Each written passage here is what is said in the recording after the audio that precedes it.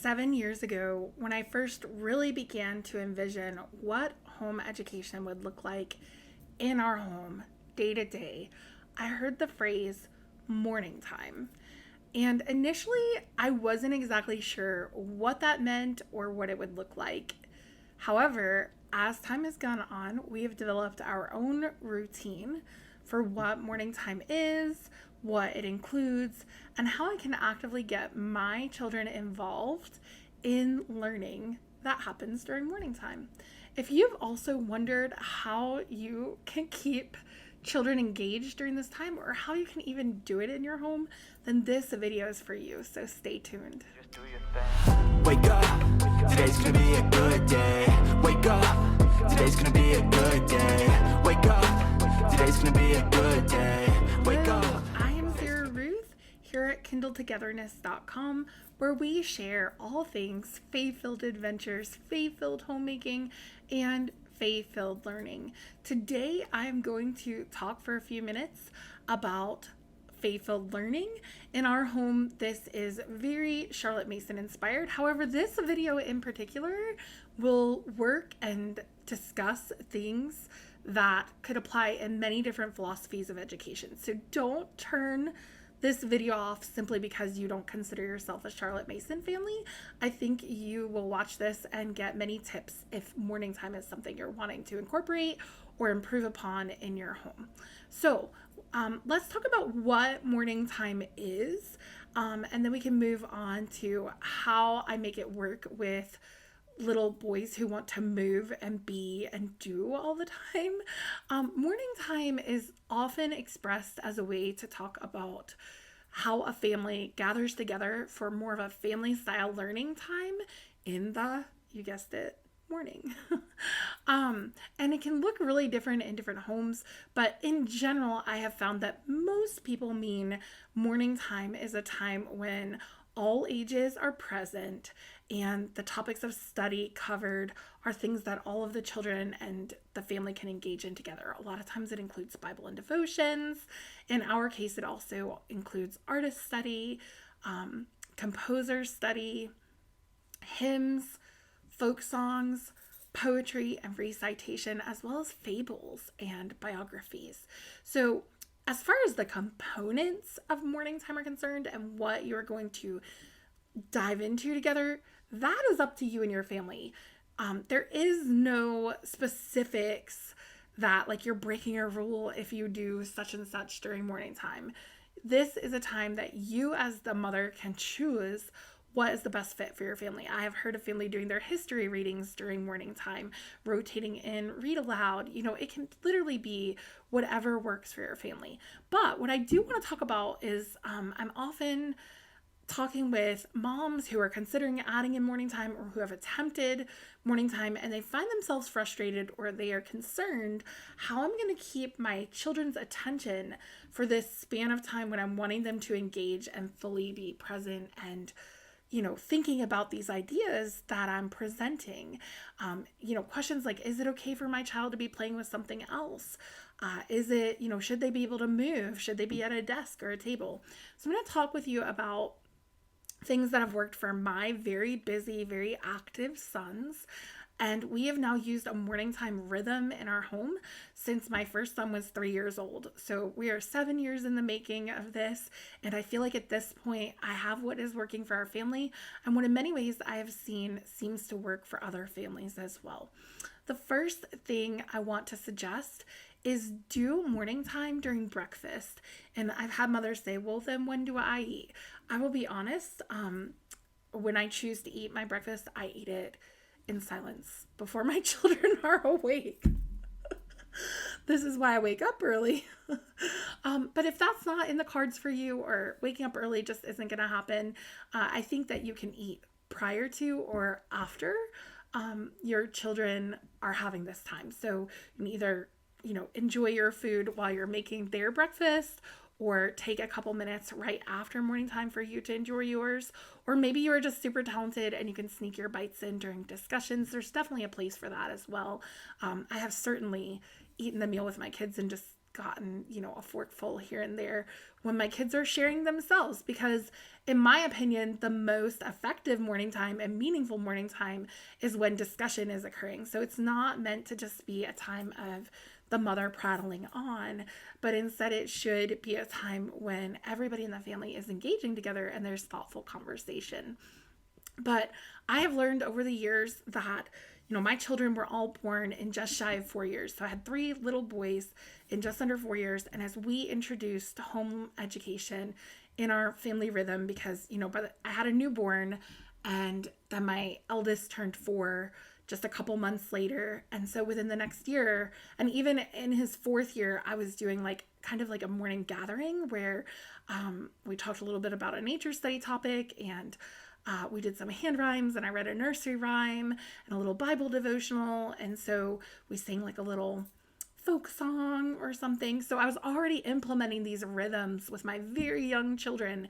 And I often was nursing a baby and had, a 20-month-old sitting in a high chair. So I learned all these tips and tricks kind of in this season of motherhood as they were growing up and very close in age, and using food as a way to contain them into one area is very helpful. So we serve breakfast every day, right? So use that breakfast time to have little full mouths, busy mouths that are chewing, and so you can get the bulk of your morning time done while they are consuming food. And it just makes it easier. If they have something tasty in front of them and they're ready to eat, then this is super helpful.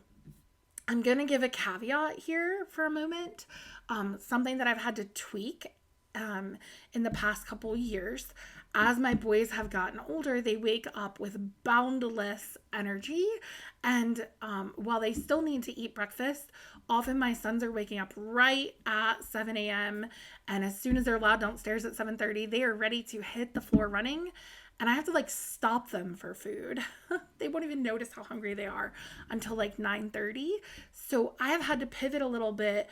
And in order to help those energy levels, because they are just naturally so filled with energy, we take a bike ride around the block or get some type of big movement in even before breakfast, which seems counterintuitive, I think, for many of us. And if you had asked me when my sons were 4 and 1.5 and newborn, if that was ever going to happen, I would have told you that was a dumb idea. But I'm just going to go ahead and put out there for those of you with energetic children that, movement and some sunlight really early first thing could be a very good idea, even before you try to ask them to give their attention and their focus on some family learning time in your morning time. So first tip, morning time during breakfast. Tip number 2, let them use their hands. Let them be busy. It is totally fine. This is not a classroom environment. This is your home. And you have the freedom to allow your children to have busy hands. I have found, especially with my little boys, that they need to have something to be busying their hands. And granted, you don't want to hand them a book to read. That is not on what you're doing together. But if we are, if I'm reading them something out of a book and I need them listening, it doesn't mean that they can't be building. So in our breakfast room, which is where we do our morning time, I actually have quite a few resources in there that they know they have permission to quietly get up after they've eaten their meal. They can get these things out and they can play with them. So I'm going to show you a couple of them, and I will link these in the description below. But these are plus MIDI blocks. Maybe they're not called that. Maybe they have these are plus MIDI blocks. I don't know. There's a couple sizes. These are the smallest variation. When my boys were younger and when I had a toddler in the home, I used the next ones up, which are bigger and not a choking hazard. These are definitely a choking hazard. So if you have a very young baby, not a great idea, or a toddler. But my boys absolutely love creating with these. Very open-ended, great thing to keep in a basket wherever you're going to be doing your morning time. And that might be in your living room. It may not be in your breakfast room. Every family is going to do this differently, but I keep this basket accessible. I also, and I don't have them with me right now, but I purchased cafeteria trays, the plastic trays that you put food on in a cafeteria setting. and I bought a pack of those off Amazon, and that is to contain things and to keep them from like messing up one another's work. It's kind of a Montessori concept. See, I told you other philosophies would like this video. But I gleaned this from the Montessori world, and that is, if you give a dedicated workspace to your children and you teach them from a very young age to respect one another's work, you will have less of the like shoving things down or grabbing from other people's spaces. So I've taught my boys. It also keeps mess off the table and it makes cleanup easier. But I've taught them, if they're going to go get one of these to busy their hands during morning time, they also need to go grab one of the trays and put it on the table, and that's going to be their workspace. And my other sons understand that they need permission to interact with that other person's workspace. They can't just grab things or change something. So let me show you a couple other things that we've found. This is like all ages type stuff except for like toddlerish. This is beeswax. It is stock modeling wax, and there's so many things you can use this for. This especially works well for kids who need to build some dexterity in their hands. It's great for those preschool ages when you're wanting to work those muscles and strengthen them for writing. This is actually pre-writing right here, you guys. This stuff doesn't function well until it gets warmed up, so it has to be worked in your hands, and your kids kind of have to learn to do that. A trick is to break off smaller pieces and get them workable, because when you have these big chunks and they get cold, it's especially hard to work with. But this is another busying your hands while you're listening and engaging in the materials during morning time. And then here's another open-ended pattern blocks, and you can even, for years, I would laminate like seasonal pattern block pages and keep them with this basket so that my kids could just get out a design to make. Now they prefer to kind of make their own things, but I did have for a long time various letters and things for different holidays. And then also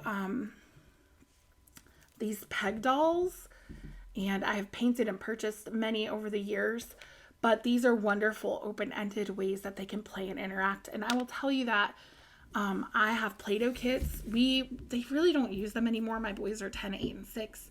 My 6-year-old still really enjoys Play-Doh, but my 8 and 10-year-old have nearly grown out of the Play-Doh kits.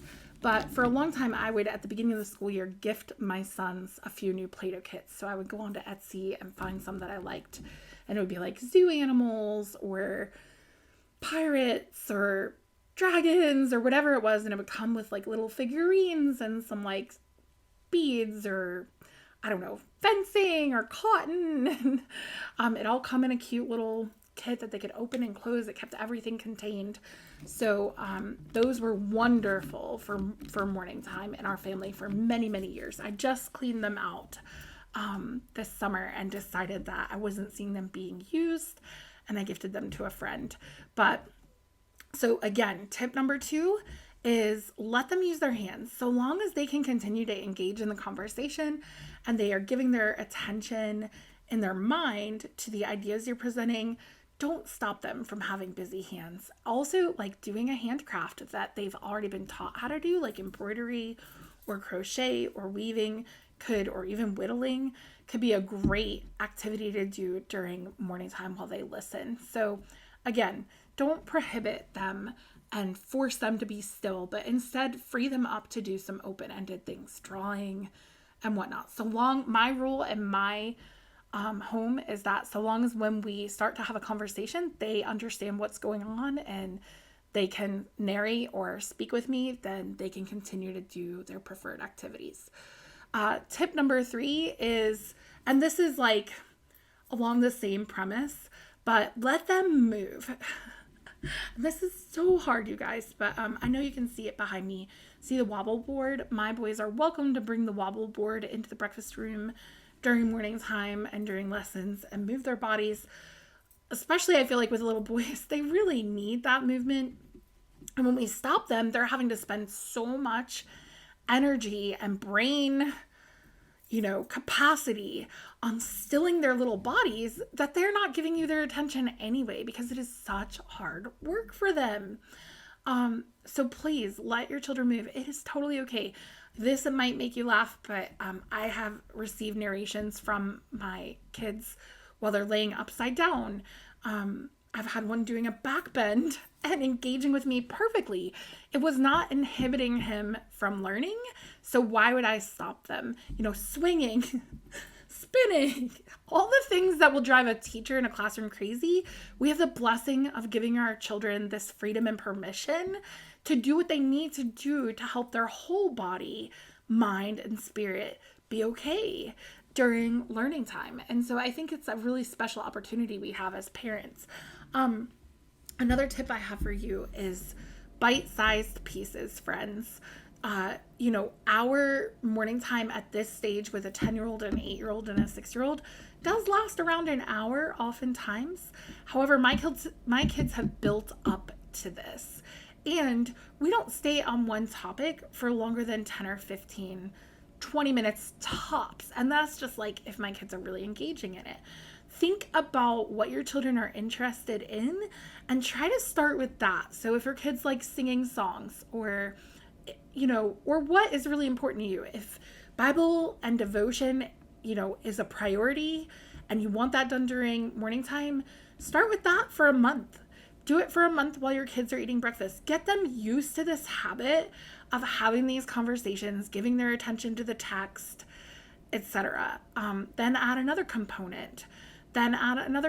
Or instead of adding a component, lengthen the amount of time that you're spending. If there's a piece to devotions you're wanting to add in, then add that piece in after you have gotten their attention and taught them the rhythm of this morning time for a full month or whatnot. So bite-sized pieces, friends. Don't expect Rome to be built in a day. Don't expect for your morning time rhythm to look like my morning time rhythm straight away, or to be able to do an hour with a 4-year-old, because that's not going to work. Morning time was literally the 10 minutes my kids were eating for several years while they were itty bitty, and that was sufficient. We did a quick and sweet memory verse for them, a little tiny Bible story, and a hand rhyme or a song, and then I took them outside, and that was enough. Now that they're getting older and I have a 5th grader, a 3rd grader, and a 1st grader, I have different expectations because they understand. Be gracious with yourself. Be gracious with your children. Start small if you want to succeed. You can build on a foundation that you've set up. And then the 5th one is ask open-ended questions. Create dialogue. Remember I talked about how it's really important that this is conversational. You cannot expect your kids to spend an hour listening to you read from book after book. You want your kids to engage with what's going on. You want this to be a family-style learning time. So learn how to ask open-ended questions that, help your kids and invite them into the conversation. Open-ended questions are questions that cannot be answered with a yes or a no. And it takes practice on the mother's side. If you need help with open-ended questions, just look up online like open-ended questions, or simple things like, can you tell me what your favorite part of that Bible story was? They can't say yes. I mean, they might try, but it's not an appropriate answer to that question. Or, describe what you were seeing in your head while I read that poem. You can also have them ask you questions. Hey, do you have a question to ask mommy about this? Was there any part you didn't understand? Or maybe choose a word from what you just read that you think might have been a difficult or challenging word, and ask them if they can use it in their own sentence and tell you what it means. And if they can't, then help them gain understanding, and it's a teaching moment. So tip number 5 is to ask open-ended questions and invite dialogue. Invite them into a conversation. My 6th and last tip for developing a great morning time rhythm in your family is to pay attention to what's going on. If you don't have their attention anymore, it's time to change it up. Maybe you need to add some motion or movement into your morning time. For a couple of years, when we would do our folk song, I would have everybody get up and we would walk in a circle around the table and we would clap to the beat. And, or maybe you need to have bathroom breaks, or maybe it's too long. Maybe if your children if you don't have their attention anymore, don't always criticize and chastise. Don't always make it about them. It very well could be that there's a piece you need to shift in order to retain their attention. Either you're keeping them too long, or you're not choosing things that are of interest. You haven't established for them the value of what you're presenting. So again, be gracious with everybody, including your children, including yourself, and get a good foundation in there. Don't expect them to sit for an hour straight away. Make sure that you start small and you build to what your dream morning time is. And so that's going to be it. Before I say goodbye, I'd like to invite you to make sure you subscribe to our channel. Drop any questions or comments in the comments below. I love to interact with you. I try to answer all the questions that I get, or maybe somebody else will respond to you and has a great suggestion. If you're looking for amazing morning time resources, I'm going to tell you about 3 that I know of. The first one is, I think A Gentle Feast has amazing morning time resources. If you do lean more Charlotte Mason, I have a video about their morning time, and you can also go to their website, but it is a complete compilation of what you could use during your morning time that would give you a rich, wonderful morning time for ages 6 through high school. Secondly, the Peaceful Press. The Peaceful Press has amazing morning time resources, and they pair perfectly with their cycles that they have and their different year-long learning units. And then the third one is, I think having morning menus is wonderful, especially in the early years. And the 2 places that I prefer for this are Arrows and Applesauce. My friend Kristen has developed great morning menus that can be used for the preschool and kinder years, even like 1st or 2nd grade. It has weather and writing. You can customize them to help the child learn to write their name, their address, their phone number. And secondly, Lindsay from Treehouse Schoolhouse also has morning time menus that we've used and really loved. So that's all, folks. That's all I've got for you today about establishing morning time rhythms. I hope that this has been helpful to you, and I hope to see you next time. Keep doing life together. Goodbye.